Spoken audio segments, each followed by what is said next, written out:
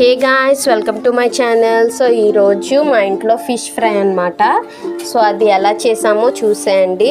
First అయితే ఫిష్ని బాగా మనం కడుక్కొని సాల్ట్, కారం ఇంకా పసుపు వేసుకొని, కావాలంటే నిమ్మకాయ కూడా పిండుకొని బాగా కలిపి ఒక 15 మినిట్స్ అలా పక్కన పెట్టండి. సో నేనైతే ఇక్కడ నాన్ స్టిక్ ప్యాన్ తీసుకున్నాను.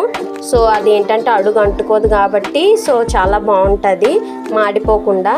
అందుకోసమని కొంచెం ఆయిల్ వేసుకొని ఇలా ఫిష్ వేసేసుకోవాలి.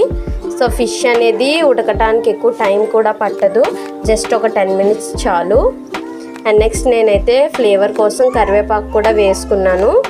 సో నెక్స్ట్ అలా ఒక 15 మినిట్స్కి అలా టర్న్ చేసి చూడండి.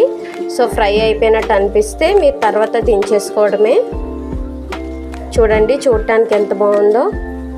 సో మూత పెడితే అది త్వరగా ఉడుకుతుంది కదా, సో అందుకని పెట్టాను. సో నచ్చితే ట్రై చేసి కామెంట్ చేయండి. Thank you.